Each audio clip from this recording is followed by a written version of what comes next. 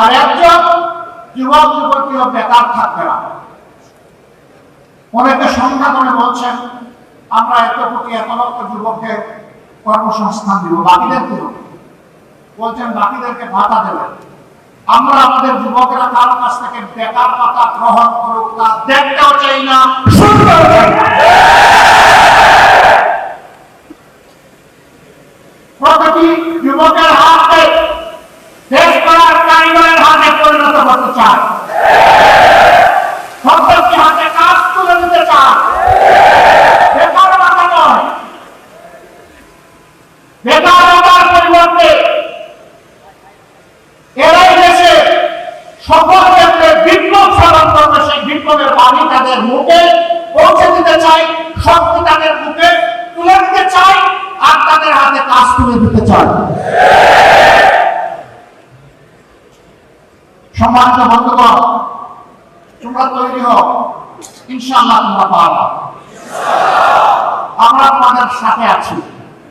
আমি বরাবর বলি, চুল দাড়ি সাদা দেখে ভুল বুঝবা না, তোমাদের চাইতে আমরা কম যুবক না।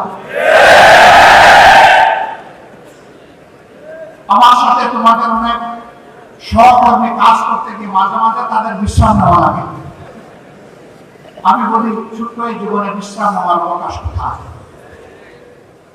বিশ্রাম আল্লাহ তাআলা আমাদের কিসমতে কপালে রাখলে ইনশাআল্লাহ পরম প্রশান্তিতে নেব। কিন্তু এটি এই দুনিয়া নয়, এই দুনিয়া মুখের নয়, এই দুনিয়াতে আগের ইনশাআল্লাহ। বাংলাদেশ জামাত ইসলামী, ইসলামী সংগঠন সমূহ এবং দেশপ্রেমিক অন্যান্য সংগঠনকে সাথে নিয়ে সেই ইনসাফের ত্যাগের বাংলাদেশ করতে চায়। যারা আমাদের সাথে আসবেন তাদের প্রতি আমাদের বার্তা স্পষ্ট। নাম্বার 1, আপনি দুর্নীতি করতে পারবেন না, আর কোন দুর্নীতিবাজকে আপনি প্রশ্রয় দেবেন না। নাম্বার 2, সমাজের সকল ক্ষেত্রে সকলের জন্য সমান বিচার নিশ্চিত করা হবে। কোন রাজনীতিবিদ বিচারের দিকে তাকাতে পারবেন না, হস্তক্ষেপ করতে পারবেন না।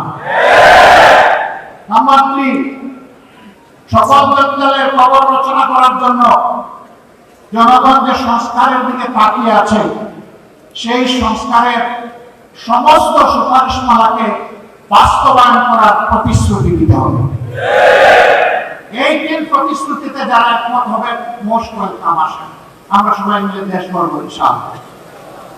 সব ধর্ম, সব দল, সব জাতি মিলে ঐক্যবদ্ধ বাংলাদেশ নিয়ে আমরা সামনে এগিয়ে যাব। সেই ঐক্যবদ্ধ বাংলাদেশ ইনশাআল্লাহ শুধু বাংলাদেশকে রাস্তা দেখাবে না, ইনশাআল্লাহ সেই বাংলাদেশ দুনিয়ার বহু দেশকে রাস্তা দেখাবে ইনশাআল্লাহ।